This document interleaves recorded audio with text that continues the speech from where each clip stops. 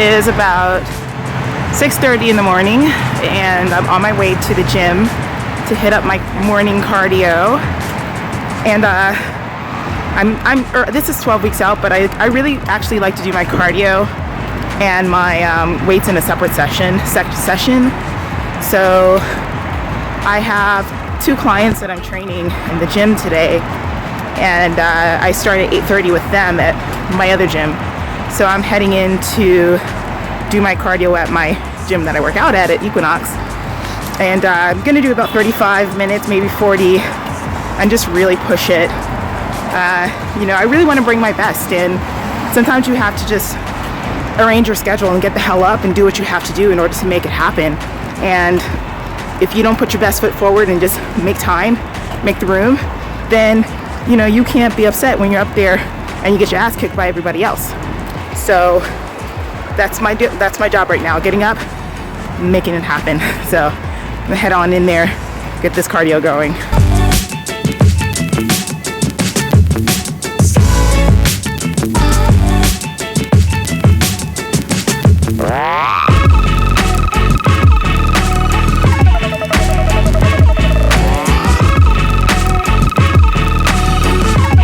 I'm over here eating my breakfast on the go.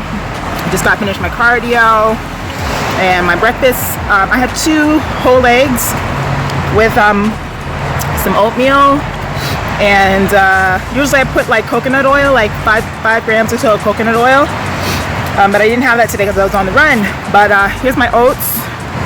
See if you see that. I got it at, I got one of those instant packages. This is a maple brown sugar, tastes real good. And I boil my eggs beforehand, of course, like a whole batch of them, and just grab and go in the morning, because it just makes it so much easier. The easier you can make this stuff, the better. I mean, at least when you can make it so that way you don't have to think, you just grab and go. We're all busy. I got a lot of stuff to do. I'm busy, but I make it happen, baby. So I'm off to the gym now to work with 2 clients of mine. Then I gotta come back home and work on some client plans. Then it's back to the gym later today with my weight training. I'm not playing, yo. I'm coming out in 2017. Y'all wait, one step at a time.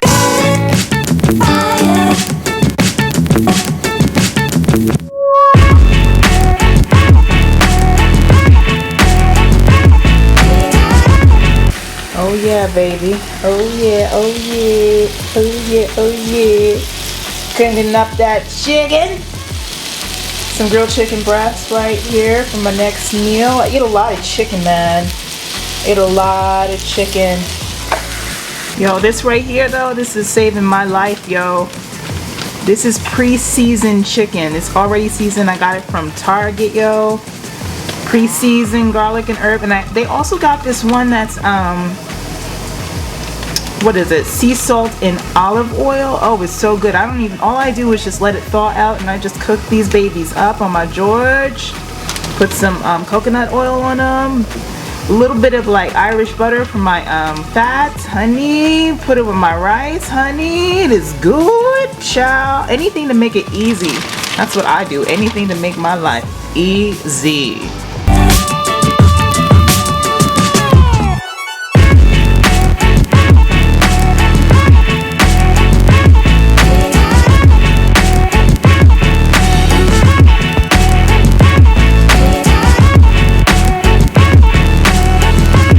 In addition to that, I want you to write this down. Food is your greatest ally in this game. It is not your worst enemy. So many times, I deal with clients who talk about like, their food issues and like things that concern them, as far as like, most of you guys are coming to me not eating enough. Most of you guys are coming to me like, cutting out macros completely and stuff like that. And I'm just here to tell you right now that that's not the way to go about things. One of the number one things that like really changed with my body when I really started to see things like come about and improve for the better, the way that I was able to get leaner, but maintain more muscle and just look really spectacular was when I learned how to harness the power of nutrition and how I learned how not to be afraid of calories. I mean, there was one point in my life where, I had suffered from eating disorders. Like, I would starve myself, I wouldn't eat anything, I would exercise for hours and hours. So I come from a background of knowing what it's like to be afraid to eat a lot. Because one thing that I knew was that not eating enough made me smaller. And that's what they teach you in the diet industry. But that never works. It never works in the long term. So the new approach that I want you to bring into 2017, and that I want you to bring to your way of working as a rock star and with me, is that you have to eat to be lean. You have to eat to be strong. You have to eat to achieve the body of your dreams, okay? Food is your greatest ally. It is not your worst enemy.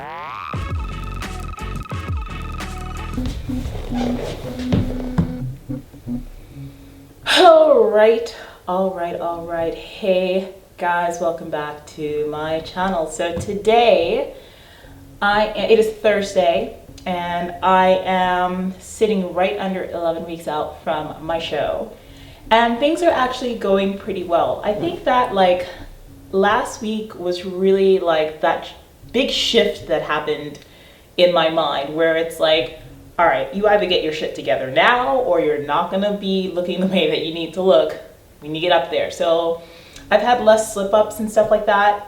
I've been eating all my meals, and surprisingly, you know, I write out, I'm doing my own coaching, as you know, so like I write out my meal plans and stuff like that, but I'm at a point right now where I'm not even necessarily quote unquote like measuring my food. I'm really good at eyeballing stuff, and when you've been doing this stuff for a long time, you just really get good at that. So, you know, I've just been really sticking to my meal plan, sticking to my meals, and just, I measure stuff like my rice and all that other stuff. I've probably been eating a little bit more extra protein than what I normally have on my plan. But like, everything else has really been coming together really well, and I feel good. The hunger is there. My hunger has increased. And I'm just in the groove and just doing all of the like work now. So that way when I'm up on that stage, I can't look back and say that I didn't do everything that I could, you know? And I think that as a competitor, especially on the pro level, I have a responsibility to show up and to do what I have to do. I'm not a newcomer at this. And I finally found a point where it's like my mind has made that good shift where it's like, all right, no fucking around. We're gonna really do this for real. I think there were like points in my competitive career, like as an amateur especially, where I just wasn't as committed in certain areas. Like I would always be committed in my training, but sometimes with my diet I would slip up and do this and eat extra almonds and be snacking around and stuff, and like at some point it's just like you gotta just lock down and just do what you are supposed to do, because you signed up for this. This is completely voluntary. It's not a necessity, and it's not a right, it's a privilege. So if you're gonna play the game, you gotta play it, you know? So that's where I am right now. But I mean, I'll tell you what, I mean, just because I'm at this level and I've been doing this for so long, I'm human. So it doesn't mean that I'm not experiencing cravings and stuff like that. Like last night, I don't know what, I was just hungry, okay? And I wanted to have like, I was craving like either Chinese food or Thai food. And I was totally like, okay, well, I can order like steamed vegetables, chicken, and get the sauce on the side and some brown rice, and it'd be great. Or I can like get this or that, but that's not what I really wanted. I wanted some like pork fried rice, or I wanted some green curry, you know, some green curry, beef green curry. Like that's what I would want if I were to order from these places. So like, you know, it's funny because I'll have cravings like that. Like I'll be like, oh my God, I want some cookies. Oh my God, I want some chips. I don't even eat that stuff like on the normal. I don't crave this stuff. But when I'm dieting, honey, I just, oh Lord, it just comes on. You know what I mean? And I don't keep anything in the house. And I think that's what helps me to stay on my plan, is the fact that I don't keep junk in the house. Like if I took you in my kitchen, honey, them shelves I got a bunch of like spices and all that other stuff. Second shelf, I got like, you know, stuff like pasta, whatever. I got like Crystal Light and teas and all that other stuff. And that's it. My oats and my, you know, that stuff. In the fridge, you go in the fridge, honey, I just got eggs in there. I got my meats that I need, food already prepared that's, you know, that I can grab and go. Sometimes I have some veggies in there and whatever, and that's it. There's no like junk food in my house, so I can't just eat stuff. And I think that really helps me. So that's one thing that I can tell you as a competitor. Don't bring the junk in the house. Some of you have kids and stuff like that, which makes it a little bit harder. You know, I live by myself and my crazy cat. But if you have kids or you're living with other people, just keep it in another like cabinet, just out of the way. So that way it's out of sight, out of mind. And it really helps you to not think about it. Like I hoard Oreo cookies. I keep them in the other pantry in the back of the apartment where I cannot see them and therefore I don't want them. But anyway, so I was really sitting around and I was craving Chinese, I was craving Thai. And honey, I just laid down in the bed and I just went to sleep. I was like, I'm not gonna get up out of this bed. I was really about to like look at my phone like, Grubhub will have it here in like 20, 30 minutes. Or I was gonna go up to 7-Eleven and be like, all right, let me go get me something for 7-Eleven. Honey, I went to sleep. And then I woke up and I was fine. And that happens. But you have to make the decision not to let it throw you off your game. And if you can start doing that, and it doesn't matter whether you're prep or not, if you have a goal and you're trying to do fat loss, you've got to focus, honey. You got to bring it. So sometimes you just have to take the high road and not give in to the cravings. A lot of people have this. Here's what happens. You know, the body, like when you start dieting, your body doesn't want to do this stuff. Your body doesn't give a crap about your damn six pack. Your brain does, but your body does. Your ego does, your body does not care. So like as you're dieting, your body's like down-regulating hormones, like down-regulating leptin. It's down-regulating, which is like that's your master metabolism hormone. It's down-regulating thyroid hormone. It's up-regulating ghrelin and all these other ones that incite hunger. So you start feeling hungry all the time. You start thinking about food. It's a physiological thing that happens. So now that you know that, it's like, hey, get control of it. Get control of it. So yeah, so I'm hungry now and I just ate, but you know what, I got a goal and it's only 11 weeks away and I want to look my best, you know what I mean? Training wise has been going really, really well. I'm getting in the gym. I'm actually splitting up my training at this point where I'm doing my cardio in the morning and then I'm doing my weight training later on in the day. So, and the reason why I like to split it is because I want to be able to give my full capacity and energy to each of those workouts. So my cardio, I want to go full out. My weight training, I want to go full out. So I just separate the two workouts, have some meals and stuff in between for my weight training so I'm ready to go. And it really helps me to keep my energy up. And, you know, cardio, I'm doing about maybe 30 to 35 minutes or so at this point. But I'm really just focusing on intensity and I mix it up when I go in the gym. Like I love the arc trainer, so I'll do like intervals or hill programs and stuff like that. It just really gets me sweating and going. Then sometimes I'll do the step mill. A lot of times I do HIIT during the week, 20 minutes on the treadmill, 20 seconds full out, like boom. And like I'll recover for about 10 seconds. So I'll actually like do that whole round, 20 minutes. It's crazy. And then, fill in the rest with 15 minutes or so of another type of cardio. Some days I'm going out there and I'm running in the hills. It's been raining out here in LA, so I haven't really been able to hit up my hills. But I'll take you guys with me one day. I go over to the Baldwin Hills scenic overlook over there, or I'll go over to the Kenneth Hahn Park. Sometimes I'll just run up, Stocker Street over there. Y'all that know the LA area, there's that hill, that trail that goes all the way up there. I mean, I'll be running up there. I run because it really helps my body to lean out. So, but again, it's like I tell my clients this all the time. It's not about the duration and how long you're doing. It's more about the intensity and bringing that heat. So I'm out there and I'm working my cardio and I'm trying to keep the intensity up. You don't have to spend hours upon hours doing this stuff. And it's about training smarter. We as competitors, we're not training to be in a marathon or anything like that. It's like you're training to get lean and to try to keep as much muscle on as you can. That is our sport. On top of it, it's presenting that final look on stage. So it's like that presentation. That's our sport. That's what we do. So you've got to find smart ways to do it and to do it well and to do it in a way that empowers you. And that's what my focus is right now in all of my training and just my whole mindset and how I'm approaching this whole entire season. I feel like things are different this year because I'm playing the game on my terms. It's like I want to get to the Olympia. Like, that is my goal. I want to get there in figure. And I do this thing, like, and I did this when I was like competing in women's physique and stuff. The Olympia theme song, the song that plays, this song right here. That pumps me up, yo. That song pumps me up. As soon as I hear them trumpets going, it's on, honey. It is on like Donkey Kong. My workouts are going. And I listen to that song. Like, I'll play it on repeat like maybe 3-4 times in the beginning of my workout. Sometimes on the way to the gym, I'm listening to that song in the car, because that's the song that plays when you are in the theater, when you are in the Orleans. That song comes on and is booming through the theater. And I know you can hear it backstage. When I did the Olympia, we were at the expo, so we didn't have the luxury of hearing that song, but I heard it in the audience. 2013, I was sitting in the audience, and I was sitting next to my friend Margie Martin, and like, we looked at each other, we're like, honey, 2014, the both of us gonna be up there. Honey, 2014, we were.